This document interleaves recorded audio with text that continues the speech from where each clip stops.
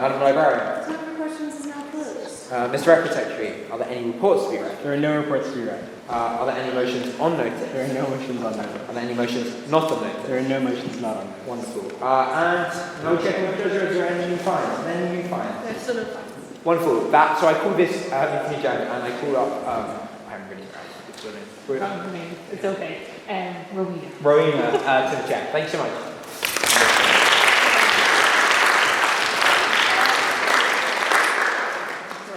My name is Rowena Dwyer, and as chair, I'm going to call this House to order and call upon the Record Secretary to read the minutes of the last public business meeting.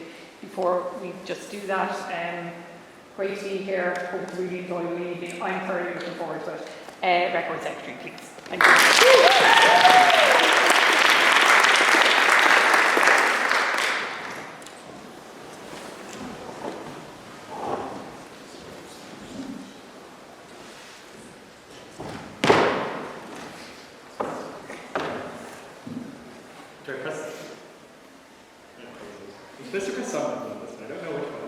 Press and hold the beautiful round.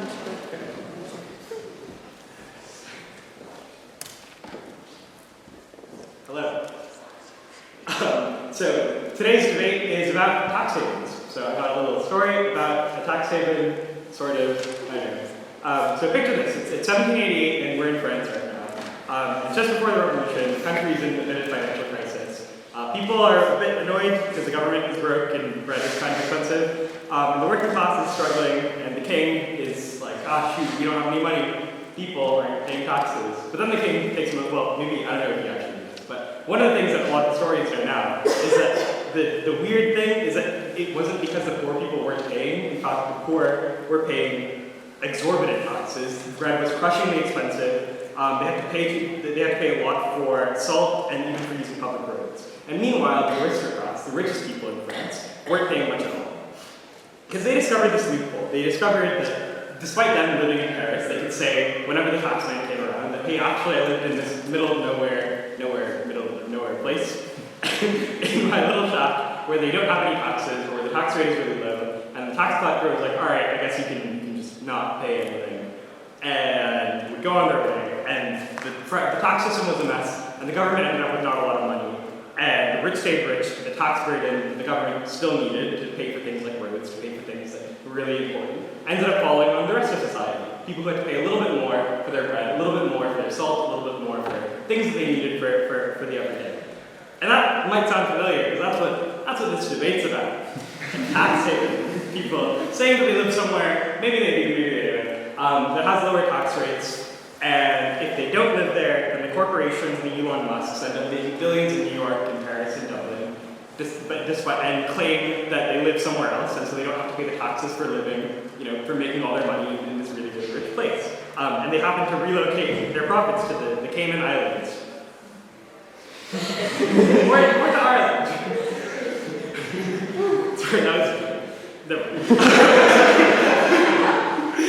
it's just like the French peasants. Today's workers don't have this option. Your taxes end up going to, you don't have the option to, I don't know, I actually don't know about anything about you guys. I don't have the option to move to the Cayman Islands, and I don't have Daddy's trust fund to get me around. And so I guess I have to pay taxes, but I don't really understand how taxes work, so I still don't get it. And the US tax system is weird, you have to fill out a bunch of forms, and I don't know if I'm doing tax fraud or not, but it's not because I want to not doing tax fraud, it's just because of this, I don't know. Anyway, we know how that story ended, the France one. In 1789, the working class got a bit fed up with the aristocrats dodging taxes, and they started sharpening their guillotines, and a few years later, France had a lot fewer aristocrats. Now, I'm not saying that the opposition or the billionaires should be worried. After all, our guests from Cambridge might know a thing or two about Daddy's trust fund. A joke that I wrote before I met them, and I just spent this lovely hour lecture. They're all great people. and how the trust fund is opening up so many great opportunities for the family. They'll probably hear a thing or two about how these tax dodging aristocrats, again, I met them are great people, and they brought great innovation and jobs and culture to the rest of society. And now Cambridge and the Cambridge Union is great. And again, I didn't know that before I know very much about the Cambridge Union until an hour ago. to the rest of society. And I don't know, maybe they're right. Maybe the people who want to get rid of use the guillotines to do a revolution are right. Who knows? I don't know. Like, we don't do revolutions the way that we used to anymore. I haven't seen a real person getting guillotined. I don't know how common that is. Maybe that's something. I don't know. But give it a few years of rent hikes, of stocking wages, and maybe people are getting annoyed enough to whip out the old guillotine. I don't know. Or maybe we can just start taxing Daddy's Trust Fund. I guess we'll find out which one's going to work.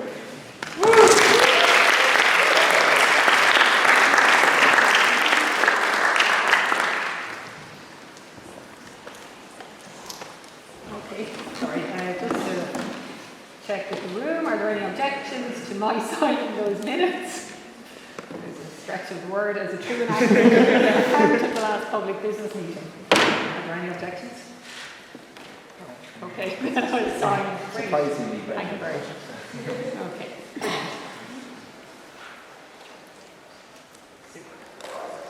Okay, I'd like now to call upon Tom, the auditor, to introduce the standing orders for this evening. Yeah, so like every debate, speech is 7 minutes in the minute. The first and last minute will be text time, so that means there are points of information. But in between that, working magic, speakers on the opposite benches are welcome to give give like 15-second points. All the speakers are very familiar with this. The first and last minute will be indicated by a bell. And Ella will be in charge of timing, so you'll be timed very accurately. And at the end of your speech, you'll kind of hear what's first. And if she gets ready to run, she'll start shouting. But today's debate is kind of a special debate, so I don't know. Yeah. Adam's going to announce like, how the debate specifically works, and then we'll get into it. Absolutely. So yes, today is our collaboration with the Student Economic Review, and the Cambridge Union, meaning that it is judged by a panel of economists over here. We will still do a vote at the end. Don't worry, you still get your say, but it doesn't really affect who actually wins. It's for fun. So with that, I'm going to introduce the speakers on the proposition. That is our speakers from the Hist community. Speaking first is Prachi Rao, who is a first-year PPS student. Speaking second is Andy Coleman. Oh, Troy, we can do claps.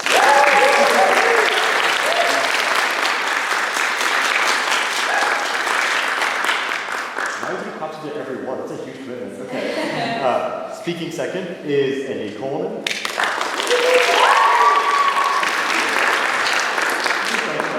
And speaking third is Benny Kieran-Glennon, who is a second-year long politics student and pro-record secretary.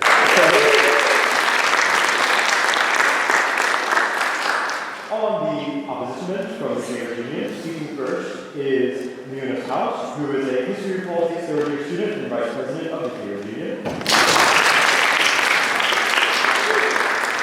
Speaking second is Chris Ford, a second-year sociology student and a qualities officer of the Cambridge Union. And the third is Olivia Arbor, who is a first-year HSPS student.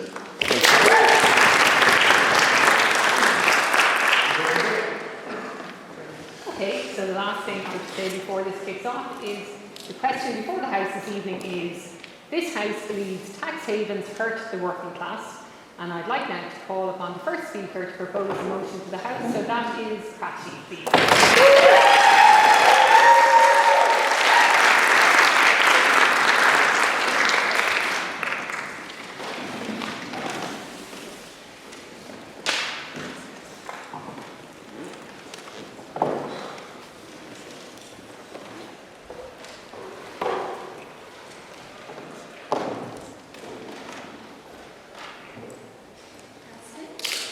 Oh, it's not projected. You're going to have to use your... Okay, I can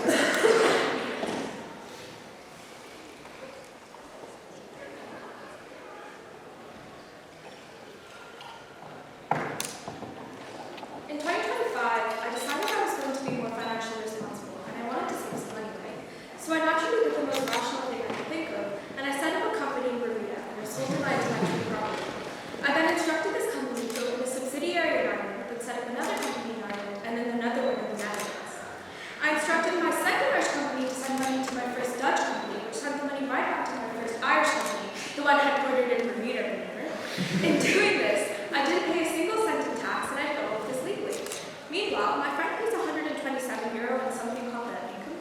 his minimum wage job, for which he depends on for paying rent, buying groceries, and going to the doctors. Panel, this debate today is not about the legality of tax havens. We're not discussing the legal minutiae of fiscal viability of profit shifting. Panel, today we're discussing the extent to which the existence of tax havens affect you and I, how they affect middle-income families in the UK, how they affect blue-collar workers in Sao Paulo, and how they affect the global working class of the 21st century. The fundamental story I told a second ago is common practice against large multinational corporations across the world, and opposition will justify these tactics today on the basis that reducing their tax burden makes more revenue available to reward their employees within the business, to invest in R&D and infrastructure. But while Cambridge live in Candyland, where Ceteris Paribus is their motto, and economic theory is gospel, we know in the real world that benefits include a significant caveat, which is that we do not know what these corporations are going to do, and we have no power in influencing what they might. MNCs are autonomous and self-interested actors, and because of their transnational nature, they're not tethered to a specific country. Therefore, they don't care about the working class in any country.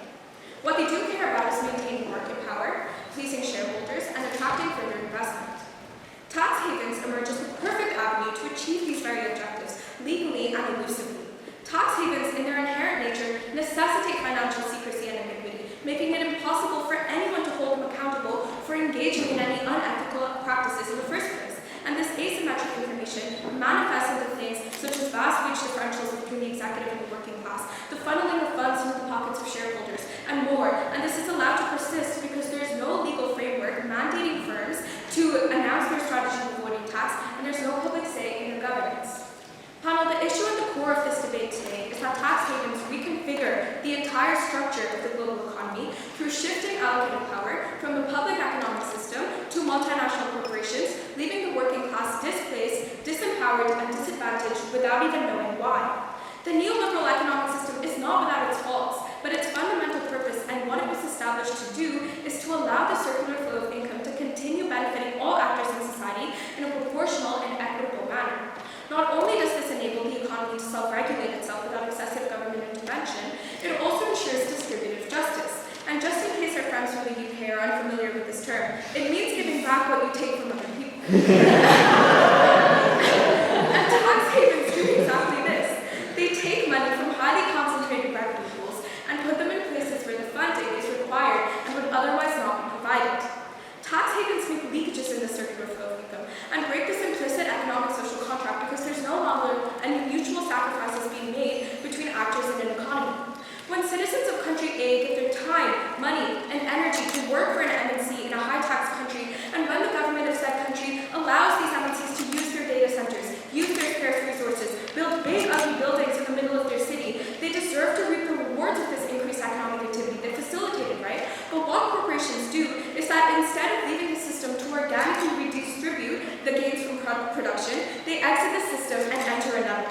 They've exploited labor and investment from their origin country, reap the rewards of lower taxation from their tax haven country, enjoying the best of both worlds, while permanently rupturing the redistribution phase of the cycle and minimizing the tax base through pocketing a sizable amount of tax revenue, which would otherwise be used for us, for our education, for our welfare, for our transport, and our healthcare. I'll take it from you, right? Sure, on our side of the house, firms may pay less tax, but on your side of the house, these firms never raised fees in the first place because why would Google raise the money on Ireland? We understand, and we actually think this is untrue for two main reasons. One, these corporations want a global, diverse workforce. They want operations in all other parts of the continent, so therefore they're not just going to leave half of their market to avoid by paying tax. Okay, now, if Obby's going to stand up again and say, oh, but you guys benefit from these tax havens, right? Wrong. Citizens of country B are equally disadvantaged in this tax haven system because we become the other woman. We're no longer in a happy and healthy relationship with the state because the state is starry-eyed and infatuated with the short-term boost in GDP that MNCs promise and consequently stop being faithful and committed to their citizens as a whole. Tax haven states are keen to incentivize rent-seeking corporations to set up operations in their country, and they do this through dipping into the public fund and essentially state-sponsored tax avoidance through initiatives and grants for these MNCs. And while the government enjoys their honeymoon phase of inflated national income figures, they become complacent, and this complacency leads to counter-cyclical macroeconomic policies, and in the event of an exogenous shock, could very well cause a widespread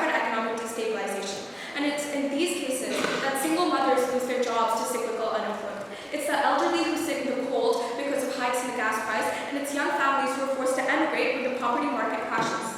Because of all of this, all of the benefits side opposition will claim in this debate are speculative and baseless at best. We will always be losers in a system where we have no say, no power, no one prioritizes our interests. We will always be hurt the hardest in a system that doesn't care whether we live or die, and panel, the system doesn't care.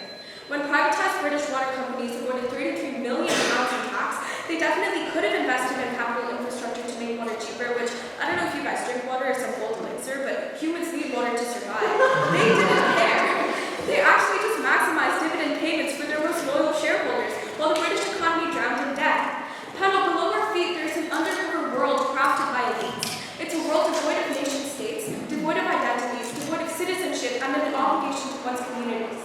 It's one that blurs and distorts territorial lines and jurisdictional boundaries. It's a world where law and land are divorced, where billionaires can hold the passport of South Africa while owning the company domiciled in the US, use the resources of Ghana, get taxed under Luxembourgish laws, and hold the profits in the form of a private yacht in Mauritius. The issue of tax havens is not just an economic one, but one that endangers our understanding and place in the global world order as a whole. When we allow transnational firms and the elite to circumvent economic systems designed to ensure equality in the name of operational efficiency, we're pushing a rhetoric that the perpetual acquisition of capital is more important than ensuring that the social contract remains robust for the working class across the world. Proud to propose.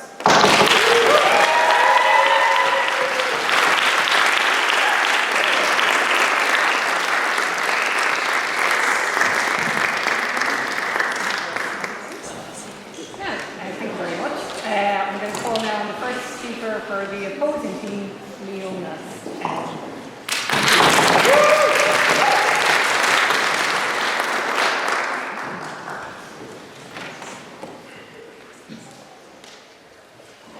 People of Dublin, thank you very much for welcoming us here. It's a true honour and true privilege to speak to you tonight. Now I can already sense the mood in this room. A Cambridge student here to defend tax havens doing the bidding of the City of London, but let me tell you, Cambridge is the city of Keynes.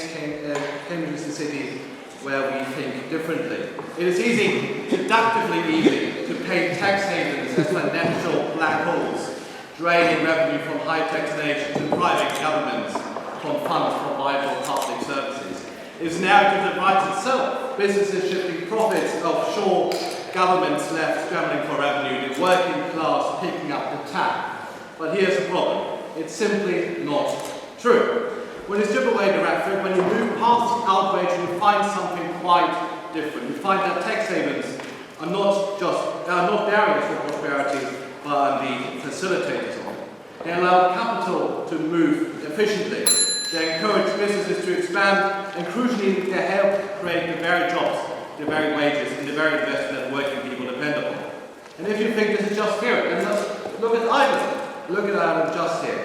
Ireland made a choice, it chose to be competitive. And what happened? Which country has bigger working class? Ireland or China? Well, every economy has to fight for themselves. Ireland was a segment of Europe, now it's one of the most prosperous countries in it, but I will continue. The economy grew between 1990 and 2023. Ireland GDP per capita surged from $14,000 to over $103,000, one of the fastest economic transitions in the developing world. Indeed, the highest GDP per capita in Europe if you accept micronations. Employment expanded significantly, with unemployment falling from 50% in the early 1990s to under 5% just before the pandemic. Foreign direct investment, 1,000 plus multinational companies from Google, Meta, Apple, Microsoft, Pfizer. These firms generate 71.4% of total Irish turnover, 28.3 billion euros in taxes, and directly employ 300,000 people with indirect employment raising to over 625,000. Yes. Why can't the working class of Ireland afford houses? Because that I will come to. So 1 in every 5 jobs in this country. And before anyone says, but is that not just neoliberal in disguise? Consider this. The Irish tax system is one of the most progressive in Europe. A 2020 ESRI report found that no other tax system in Europe does more to reduce household income inequality than Ireland's. The top 7.7% of earners contribute to over half of all income tax revenue, while the bottom 73% contribute just 15%. Would this have happened if Ireland stayed take a high tax anti-investment approach? Let's be honest, it wouldn't have been possible. Now let's take another example. When New Labour introduced reduced corporate tax rates in the UK, what happened? Investment rose, employment surged, and let me tell you something that might surprise you, tax revenues actually increased. Who is getting the jobs in these big MNCs? Is it the poor working class, or is it wealthy people who are able to get the degrees or to get opportunities to get it in the first place? Well, you have to think about 300,000 people. There are the people that work in the offices, but there are also people that supply the data centers, that work in technology, that supply these kind of big firms. And 1/5 of every Irish worker supplies multinational companies. So it is broader than just the highest earners. So more money for schools, more money for hospitals, more money for social services, because the system that welcomes capital is a system that funds the very public services the left rightly cares about. So here's the key point: progressive taxation works when it's smart, it fails when it is punitive. So what are the actual practical consequences of clamping down on taxation without due regard for economic reality? That takes France. At one point in time, the government introduced something called the millionaire's tax, a 75% levy on earnings about 1 million euros.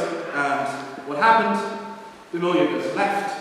Well, vanished it overnight. The net loss, 2.8 billion euros. Investment dried up. Businesses hesitated to invest in the economy. And the policy was quietly and awkwardly reversed because the French government discovered something that every serious policymaker eventually does. You cannot tax wealth that is no longer there. Because, ladies and gentlemen, businesses do not operate in a vacuum. They respond to incentives. If you are lucky, you will try to absorb the extra cost of corporate taxes by lowering the wages, by reducing the benefits for the workers, or higher consumer prices. More likely, though, if their costs are staying on too high, they will leave. And when they leave, they will take those jobs, they will take those wages, they will take those investments and opportunities. A 2018 study found that if they move to a different country, they just create jobs there as well. Your gain is zero sum. The working class will benefit in one place, they move from another. Why do we care more about the working class in Ireland than we care about the working class in the United States?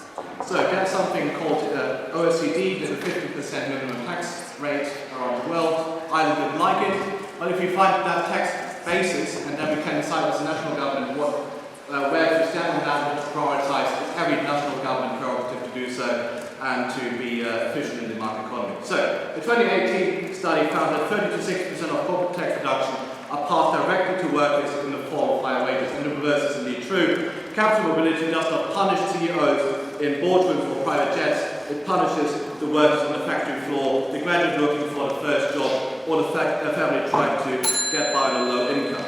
So let's take this further. What happens if you don't have those corporate tax revenues? Consumption taxes like VAT go up, payroll taxes, indirect levies, basically those taxes directly influence the working class. So again, what influences the prosperity of the people? It is, you can talk about economic problems, don't we? You talk about stagnation in Britain, and stagnation is a cause of low productivity growth.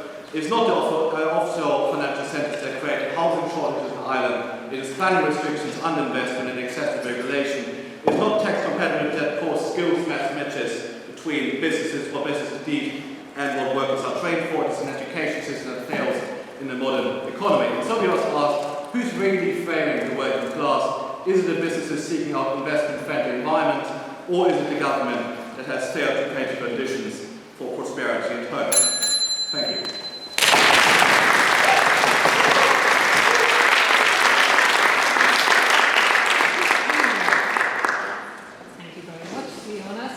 I'm calling now on Andy, who is going to speak next to propose the motion.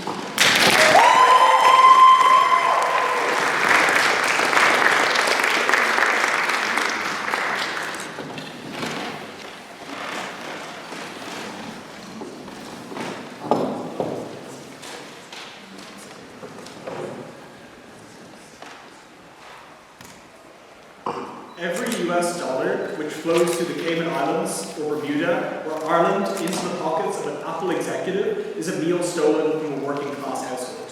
You cannot eat a double Irish with a Dutch sandwich.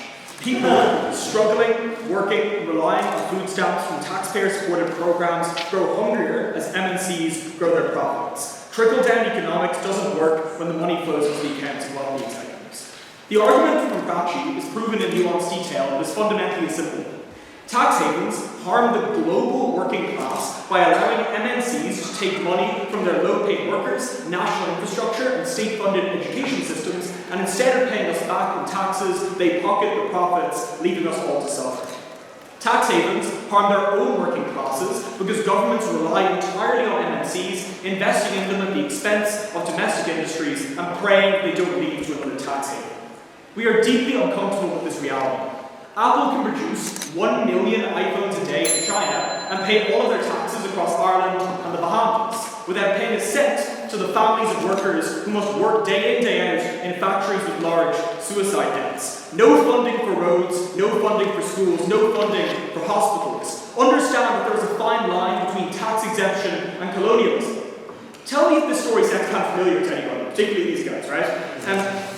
Poor people, struggling to put food on the table, work to the bone, and have their money extorted by large foreign powers with strangleholds in their economic and political systems. If it's unclear whether I'm describing Nike workers in Indonesia or farm workers in Ireland under British colonialism, that should make you uneasy. If you hear an English voice stand up in a few minutes and argue to the contrary, it should make you suspicious. We know that there are hundreds of billions of dollars lost to these companies' pockets, and best believe this money isn't being spent on research and development, or lowering prices, or improving their quality of products. The research they do is how many zeros can I fit in a bonus package? How many yachts can I dock in a harbour? How big is Taylor Swift's private jet? Can I get a bigger one? But it doesn't stop here. These companies also use the spoils to tighten their grip on the global economy, lobbying politicians for lower safety standards in their factories or weaker union protections, which means that Amazon and Tesla workers can be fired for trying to take a piss. They're working class workers. Note that they also use this to buy out competitors, monopolize further, preventing companies from entering the market, raising prices, stagnating quality due to a lack of competition, making themselves globally irreplaceable. Large companies with supernormal profits are disastrous for the working class. Never forget, ladies and gentlemen, this is a global debate. Regardless of whether Cambridge can convince you that Microsoft and Meta are good for Ireland, which they may be good for the Irish working class, they are awful for the Indian working class who collapse to exhaustion in their data centers. They are awful for the US working class and middle American people who see GDP going up year on year, the economy growing at a rate of knots so they cannot heat their homes in the winter. Remember that even though the Bahamas and Singapore may benefit from being a tax haven, much larger working classes in countries like India, the US, and China suffer from not being able to collect taxes. Since the majority of working class people are harmed, even if they show it's good for tax havens, they do not show that it is good for the working class. What do Cambridge tell you in response? Firstly, they tell you that tax havens actually collect more tax on their side of the house, and the reason being is because they will leave on our side because they have no incentive to remain. We reject the premise of this argument. There are many reasons for companies to headquarter themselves and their subsidiaries in a global way across many different countries. Having administrative staff in global offices allows MNCs to react quickly to market fluctuations, since the world doesn't work on one time zone, and also the market doesn't wait for anybody. Increased local knowledge allows companies to consolidate supply chains, and also allows them to increase sales and profits, all the things they teach you in the Leading Cert Business textbook. We also note, that companies come to Ireland because we speak English and we are in the EU common market. Companies come to Singapore because it is in the centre of shipping routes in Southeast Asia and is a very important logistical hub. It is not just the case that CEOs are going to pack up their companies on the back of a U-Haul van and drive away the second they move up taxes. There are other reasons why they move to these countries. But look, let's say they're right. Some tax havens will lose their investment. We are still happy to win beneath this understanding, and also even if you're only going to limit it to the sorts of case they want to talk about. Before I explain why that is the case, I'd like to see what you like to see. So yeah, how do you want to keep the capital from staying away? Even if Brexit, 6 billion pounds went to Amsterdam as a financial centre as a stock market because you cannot regulate capital. Well, look, to be fair, Brexit is a different sort of event to anything like this. Brexit is then moving from a market, signaling to investors they don't want to be engaged in the global economy to the same degree. There's massive fluctuations in the way the government is run internally. There's different leaders changing all the time. I think there's just a different sort of case we're talking about.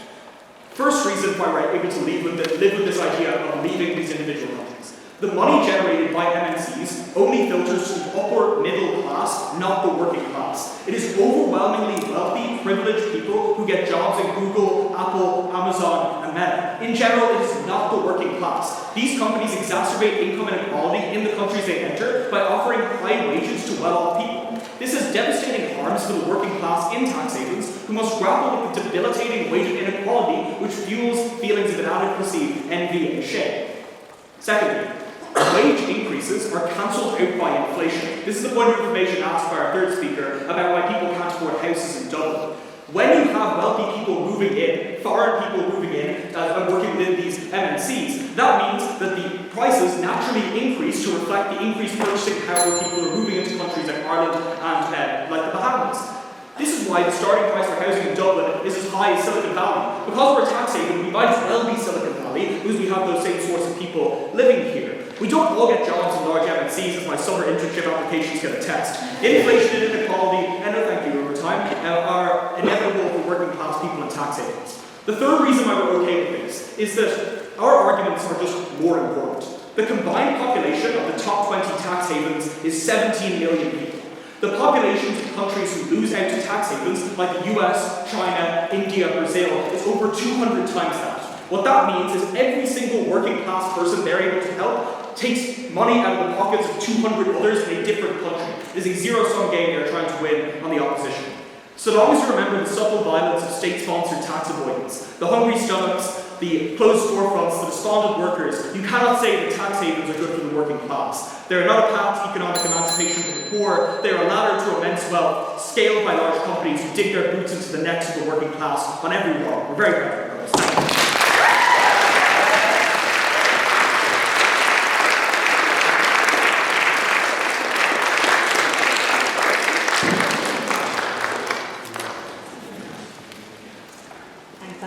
Delivered with great passion. I'd like to call on Lord, the second member of the opposition.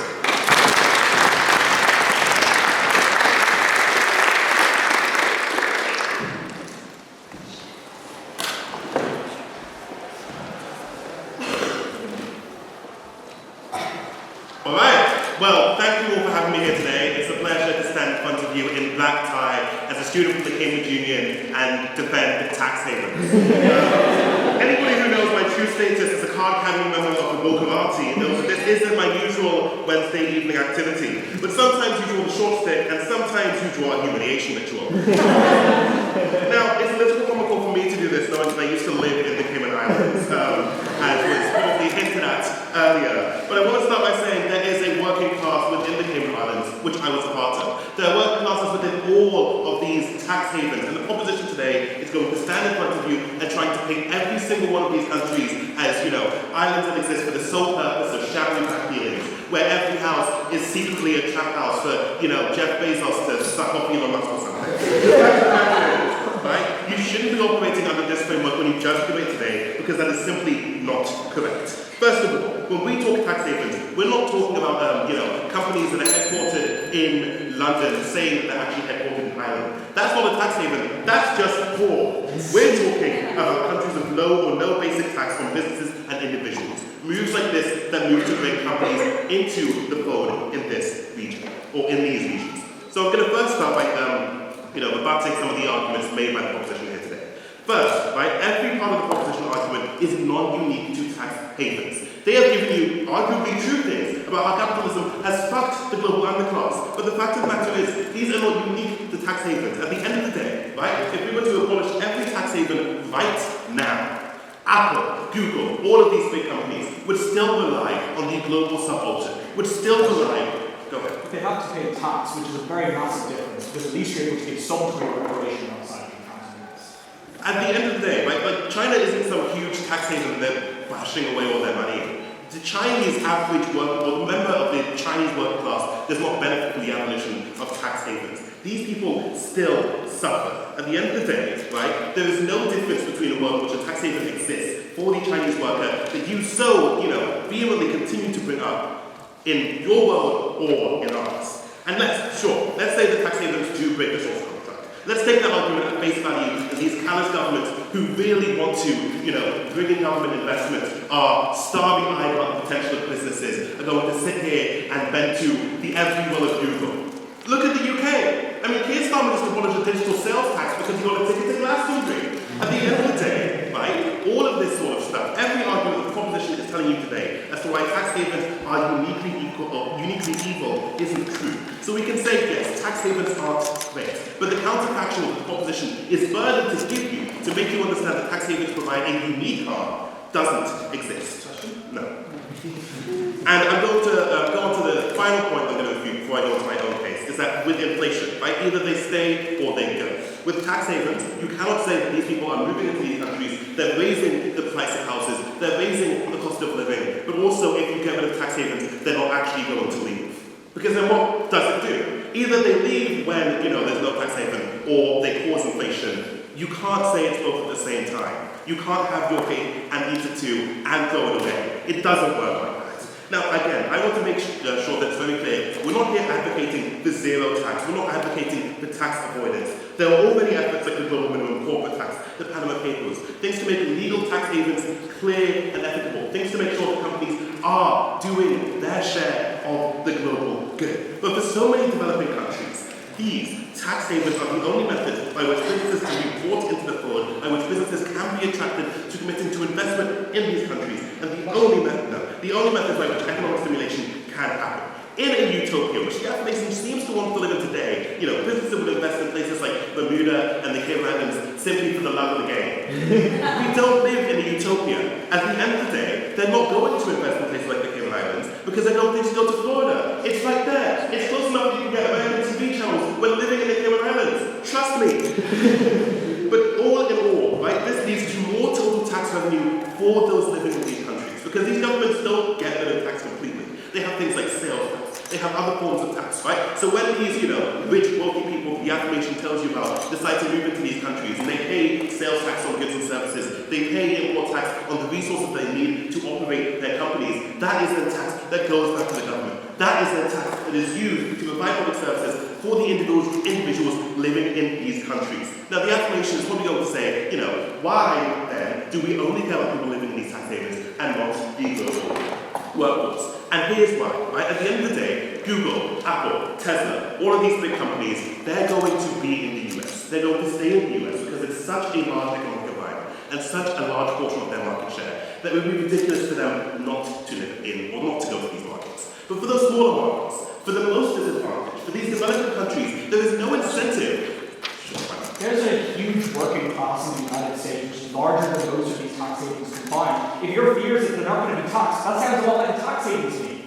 I think you've misunderstood my point. Let me finish what I was saying. But what I'm saying, right, is that for these sort of smaller developing nations, there is no incentive for Google to go to the Cayman Islands when they can just go to Florida. The fear is not that these companies don't go to be taxed, it's that the tax havens that you talk about are not a unique evil. They are a symptom of a larger problem, yes, but getting rid of them doesn't change literally anything. At the end of the day, these are the only methods by which these companies can incentivize investment. It's about the exclusivity.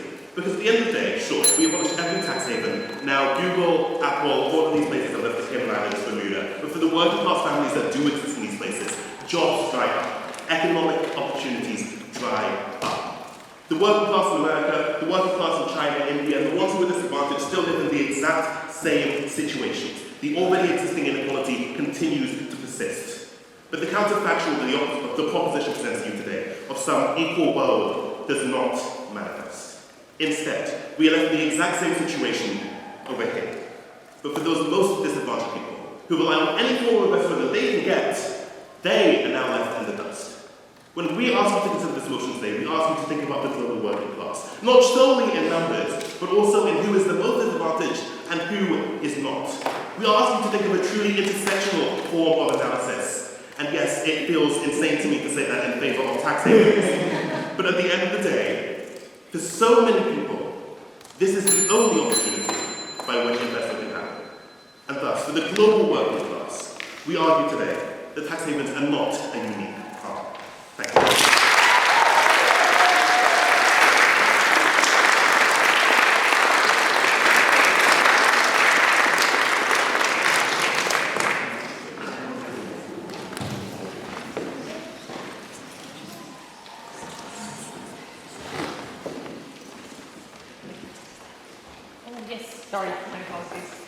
My apologies, Ben. Oh, yeah.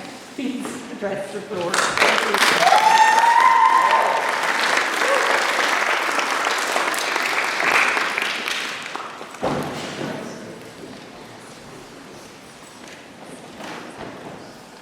As George Bush said to the Pope, "Thank you, Your Excellency." Awesome speech. Before you I do genuinely have to applaud the Cambridge Union's performance this evening. It's honestly difficult to be such big Tories that you make me, of South Dublin Trinity students, seem like champions of the proletariat.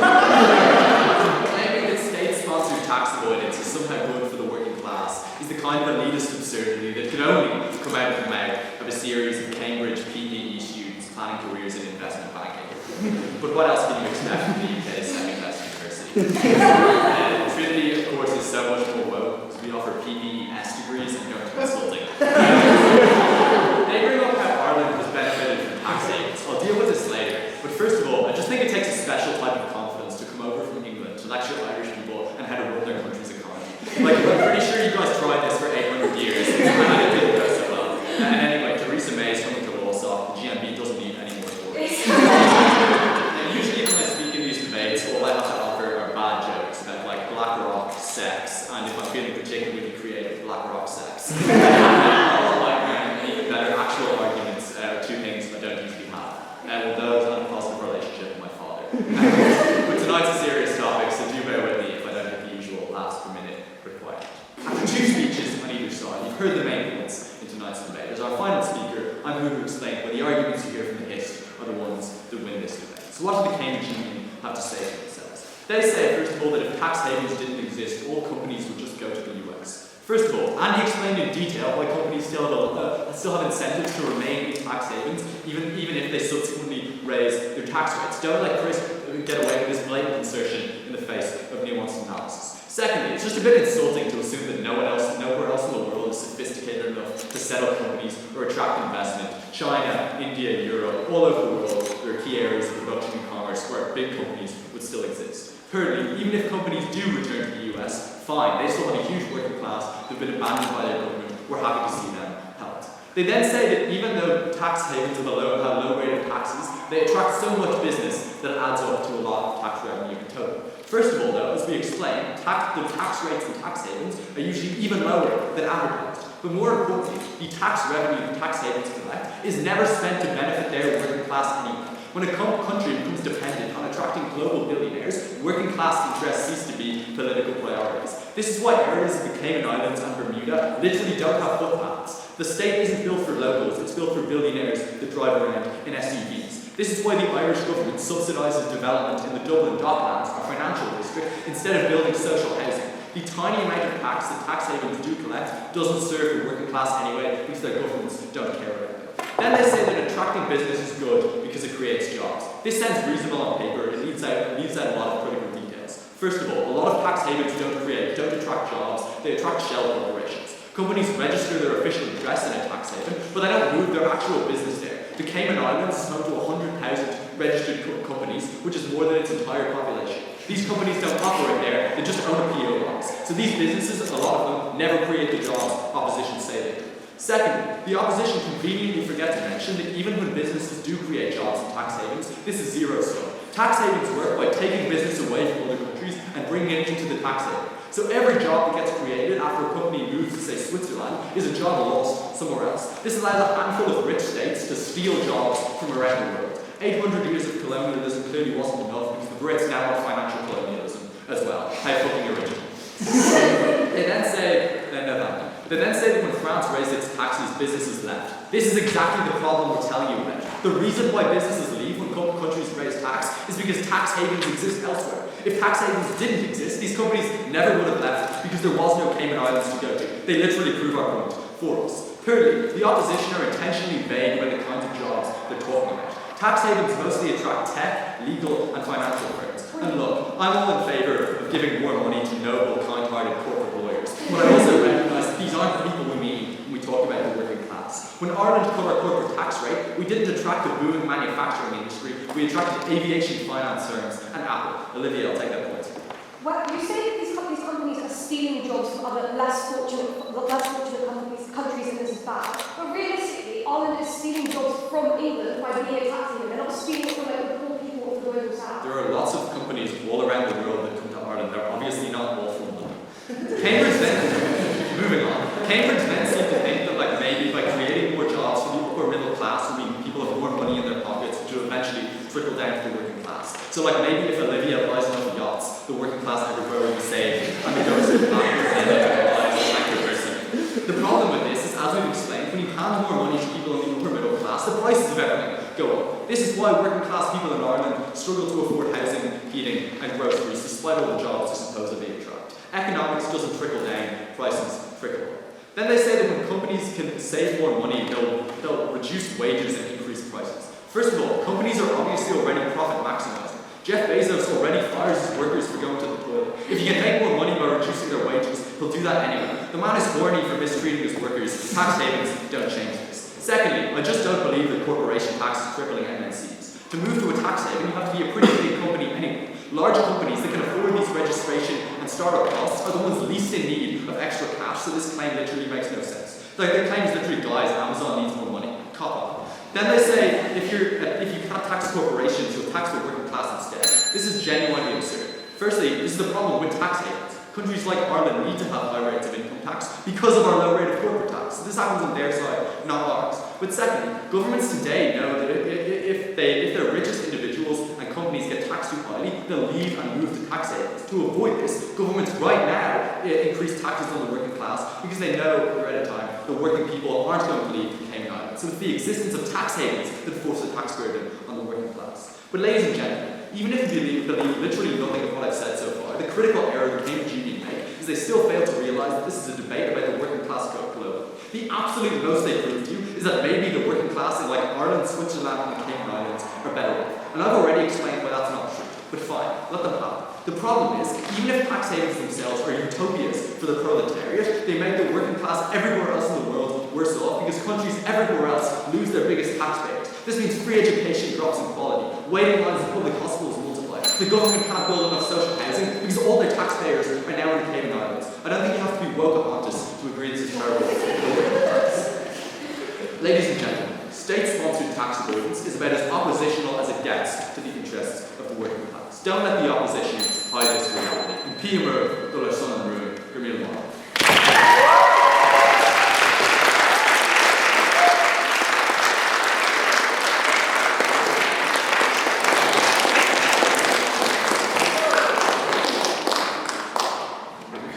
Thanks very much, and my apologies again that I was distracted when you started going to speak to our final speaker now, Olivia, for the opposition. Thank you.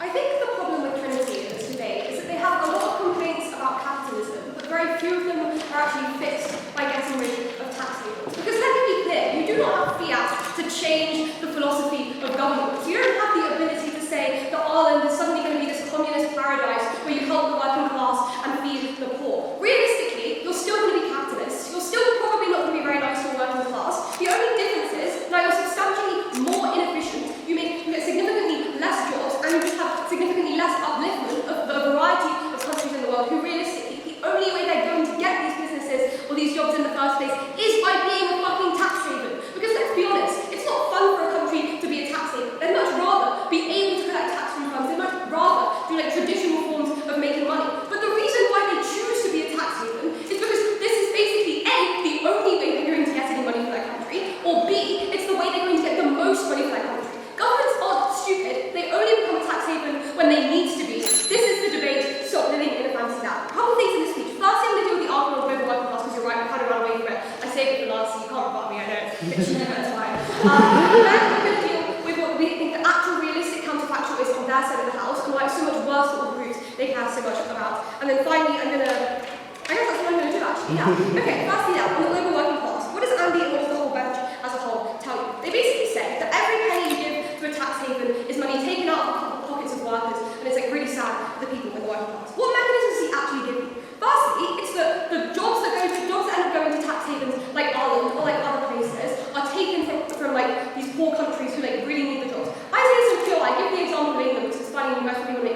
Like, realistically, like, because of the fact that they are the well-educated jobs that you tell us about, the places where the jobs are being stolen from are not like poor, starving people. It's countries who are already significantly developed, no thank you, and don't need the additional jobs. It is places like the US, it is places like England. Realistically, Google is not going to go to like small little nation island state of Ireland or like Singapore, like even if they do speak fucking good English, because it's just easier to go to London, because I don't know, you actually have tubes and better public transport. It's an easier place to live. So I just don't think that you are actually taking these jobs from like the countries you care so much about. Realistically, we're the side who like, I don't know, spreads the development, spreads the wealth, and like really nice to all of these people. The second thing you say is that it allows exploitation in the places where you actually do the productions, i.e. in India or in these factories. The problem here is I think you misidentify the reason why these exploitations take place. It's not because the firm is paying less tax, it's because of the fact that you don't have good enough accountability mechanisms in these countries. And Google is going to be rich on either side of the house, and they probably get away with exploiting the people. Let me actually flip this. You actually make it significantly worse, right? Because in the status quo, at the point at which you do have a Google headquarter in Ireland with all the like woke Trinity kids who want to go and protest to Google and basically say you're exploiting the human rights of like the people working in your factories, I think you probably do get more accountability on our side of the house than on your side, that all of these firms now no longer have their headquarters in Ireland. They just put the headquarter in India because likely they think they can get around the tax easier there, because even if it's not a tax haven, the tax laws are probably less well enforced, maybe because the judiciary is weak, I'm not really sure, but like infrastructural reasons for this, it's just probably true. Therefore, we think the actual alternative is that you get more human rights abuses on your side of the house, because firms want to lobby governments on either side of the house, and now they just have weaker governments to lobby, rather than trying to lobby the Irish government, which I presume maybe is a bit more difficult, I'm not really sure, but I assume so. Before I go on to talk about their actual counterfactual rights in the city, I'll take Andy. If it's true that they're all going back to the US, you say, and they're not going to be able to lobby the government and paying tax, that means you just distribute money to more of a large tax base, which is better, because there's no reason why the starving person in the Midwest is more vulnerable or less vulnerable than the starving person in Bermuda. I mean, there probably is a reason why the starving person in Bermuda, right? Like, if I'm in the US, I have infrastructure and I have roads, but on your side of the house, if I'm in Bermuda and there was no tax haven there, then I probably just have like a tourism industry, which isn't very nice to live in. Like, I do think I can weigh these people, I probably do care more about the working class person in Bermuda than the working class person in the States. Sorry. Moving on then, what problems they identify and how do they think they fix it? Because I think they have a lot of questions, but not a lot of answers. They basically say it's really bad because A, you break the social contract, B, you let firms like exploit the government because the government now can't collect enough tax. But what actually are the options of what happens on their side of the house? I think firstly, it's that countries now have to turn to alternative means of like collecting tax or alternative means of like development. I've already said this looks like some firms, no thank you, just not going to places in the first place, or it just looks like them turning to a different industry which is likely going to be worse for the people. They say, oh, tax havens are bad because the jobs they give only will help the middle class, but like, I know it's probably not very likely, but at least there is some sort of like investment into education at the point at which I get on my bus this morning and I go past a load of fucking consulting firms. I assume that's why like this university is good. I assume that's why this university is able to take in more students because they are like, I don't know, getting investment from these firms because firms benefit from having universities close to them. I do think it probably does trickle down to some extent. Our burden isn't to prove it's great for the working class, it's just to prove it does more harm and more good than harm. Sorry, Freudian slip there, sorry. Moving on then.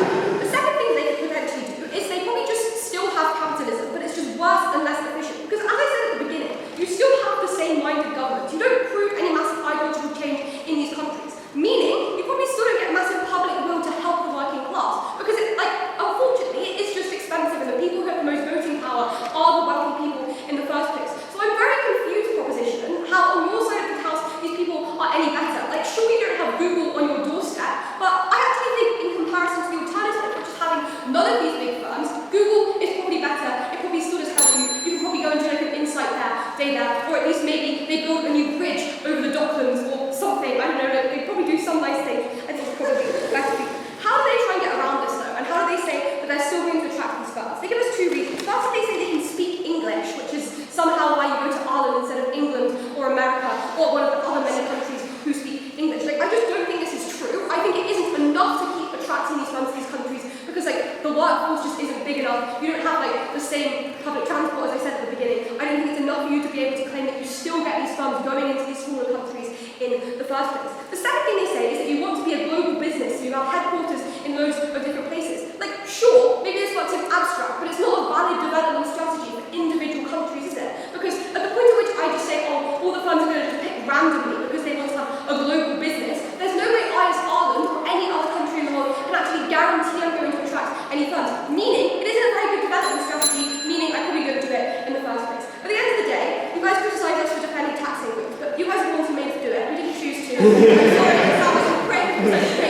It's my choice. Have a lovely day.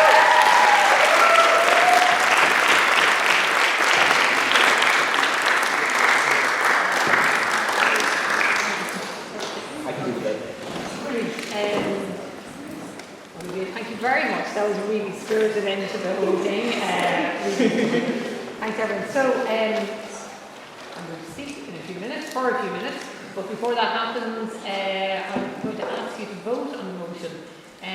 So I'm going to put the question to the House on the motion that this House believes tax havens hurts the working class. But all those in favour, please vote aye. Aye. All those against, please vote nay. Am I meant So you decide who won. So who do you reckon won? It's an even motion is carried. Just basically. I know, I think my hearing is gone. You were definitely louder to my right. So I'm going to go nay. No, I think it was actually aye. For obvious reasons. But thank you, everyone. Okay. Thanks a million. Okay. Let's go.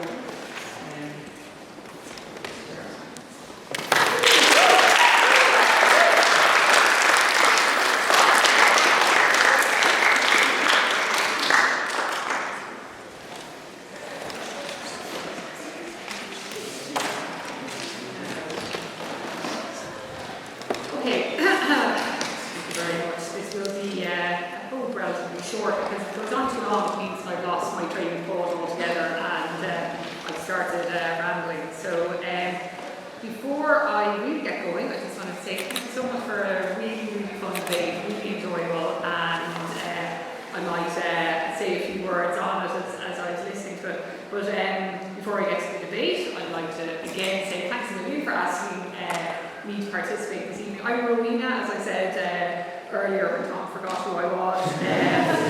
I was part of the Student Economic Review for the Millennium Edition, so just think about how many years ago that was.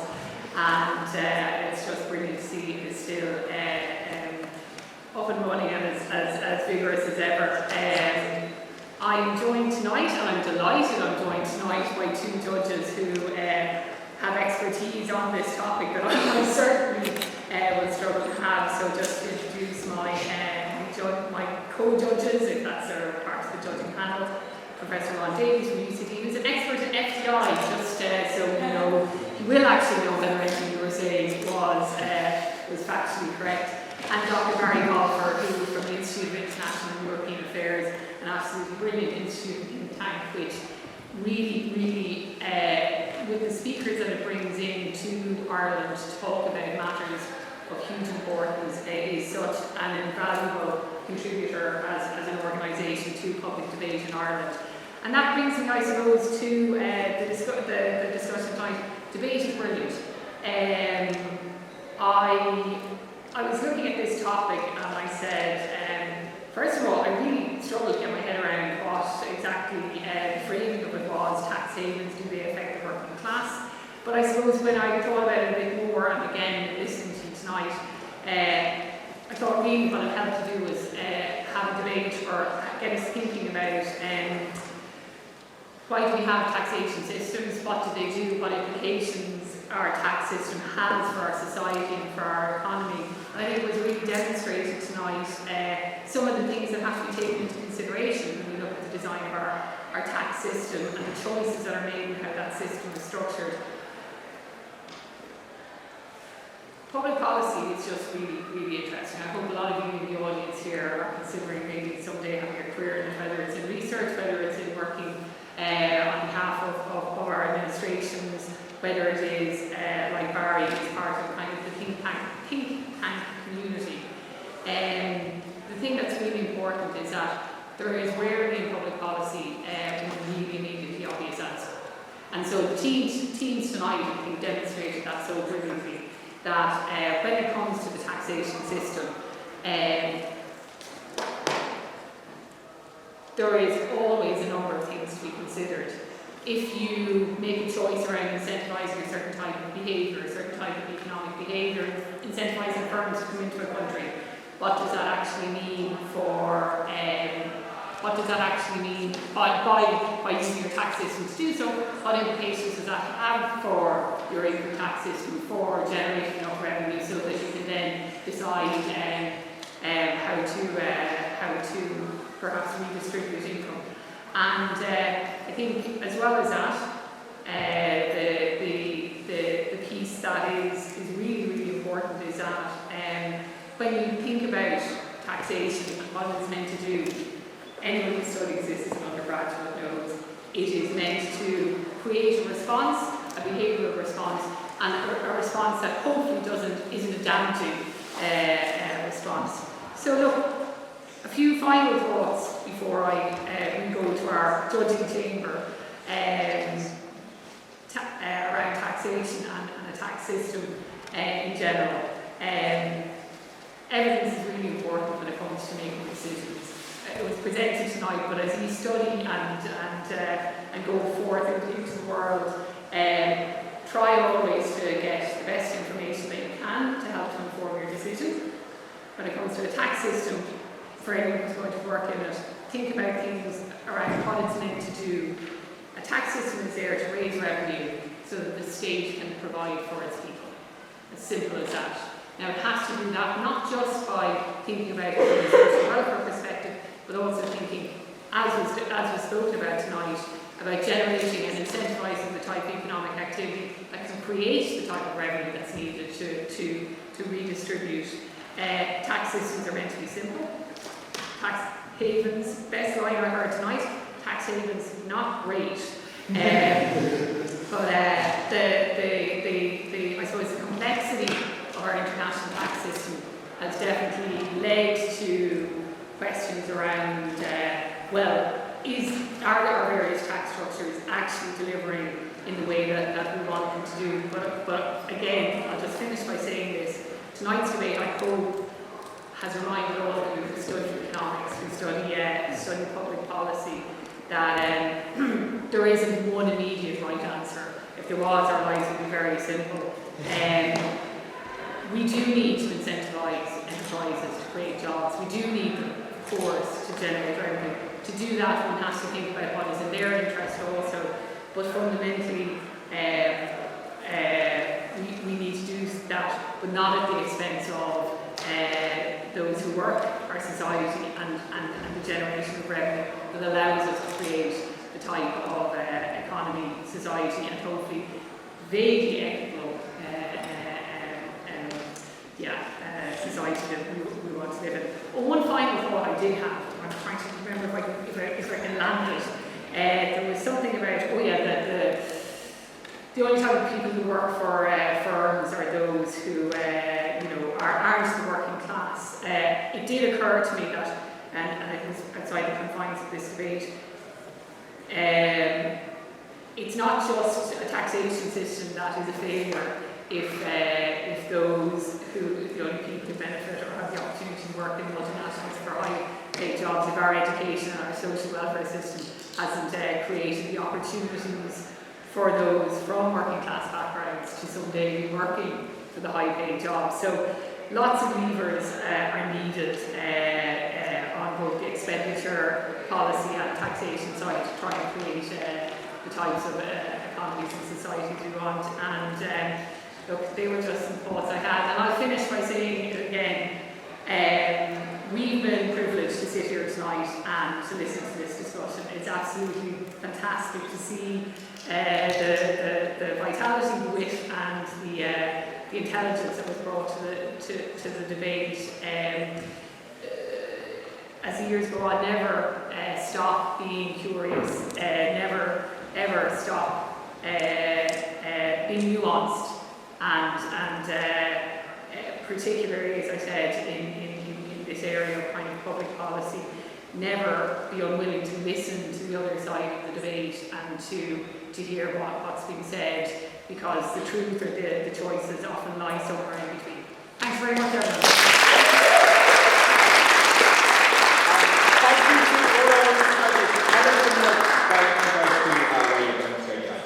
I have a few announcements before we get going. But thank you so much to our wonderful judges. Really, really appreciate it.